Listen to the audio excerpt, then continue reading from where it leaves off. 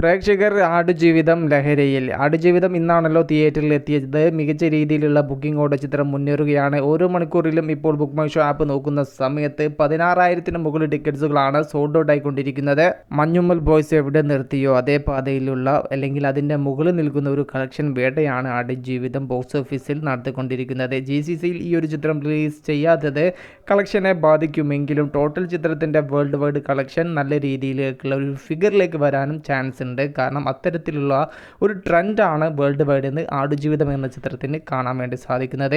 കേരളത്തിൽ നിന്നും പ്രീ സെയിലിലൂടെ 3.5 കോടിക്ക് മുകളിൽ കളക്ഷൻ ഉറപ്പിച്ച ചിത്രത്തിൻ്റെ ആദ്യ ദിന കളക്ഷൻ്റെ കേരളത്തിലെയും വേൾഡ് വൈഡിൻ്റെയും ഏകദേശം ഒരു സൂചന വന്നിരിക്കുകയാണ്. കേരളത്തിൽ നിന്നും ഈ ഒരു ചിത്രം ആദ്യ ദിവസം 6 കോടിക്ക് മുകളിൽ കളക്ഷൻ ഉറപ്പിച്ചു. അത് ഇനി 7.20 കോടിക്ക് മുകളിൽ എത്തി. ആദ്യ ദിന കളക്ഷനിൽ കേരളത്തിൽ ഏറ്റവും കൂടുതൽ കളക്ഷൻ നേടിയ മലയാള സിനിമ എന്ന ലേബൽ സ്വന്തമാക്കിയിട്ടുള്ള ഒടിയൻ എന്ന ചിത്രത്തിനെ മറികടക്കാൻ ആടുജീവിതം എന്ന ചിത്രത്തിന് സാധിക്കുമോ എന്നുള്ളതാണ് എല്ലാ പ്രേക്ഷകരും ഉറ്റുനോക്കുന്നത്. ആദ്യ ദിനം കേരളത്തിൽ നിന്ന് ഏറ്റവും കൂടുതൽ കളക്ഷൻ നേടിയത് വിജയ് ചിത്രമായ ലിയോ ആണ്. 8 കോടിയോളം രൂപയാണ് ചിത്രത്തിൻ്റെ ആദ്യ ദിന കളക്ഷൻ. അതിനെയും മറികടക്കാൻ സാധിക്കുമോ എന്നുള്ളതും പ്രേക്ഷകർ ഉറ്റുനോക്കുന്നുണ്ട്.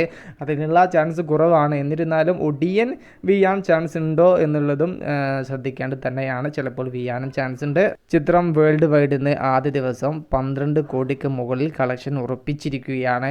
ആദ്യ ദിനം 12 കോടിയോളമായിരുന്നു മലൈക്കോട്ട് വാലിബൻ എന്ന മോഹൻലാൽ ലിജോ ജോസ് പെല്ലിശ്ശേരി ടീമിൻ്റെ ചിത്രത്തിന് ലഭിച്ചിരുന്നത്. അതിൻ്റെ മുകളിലാണ് ആടുജീവിതം എന്ന ചിത്രം ആദ്യ ദിനം നേടാൻ വേണ്ടി പോകുന്നത്. ട്രാക്കിങ്ങിൻ്റെ സഹായത്തോടു കൂടെയാണ് ഇത്തരത്തിലുള്ള ഒരു കളക്ഷൻ അപ്ഡേറ്റ് നമ്മൾ തയ്യാറാക്കിയിരിക്കുന്നത്. അതിൽ ചിലപ്പോൾ കൂടുതലും കുറവും വരെ സംഭവിച്ചേക്കാം. എന്തായാലും ചിത്രത്തിൻ്റെ ഫൈനൽ കളക്ഷൻ റിപ്പോർട്ടിൻ്റെ ഒഫീഷ്യലിന് വേണ്ടി കാത്തിരിക്കുകയാണ് നമ്മൾ.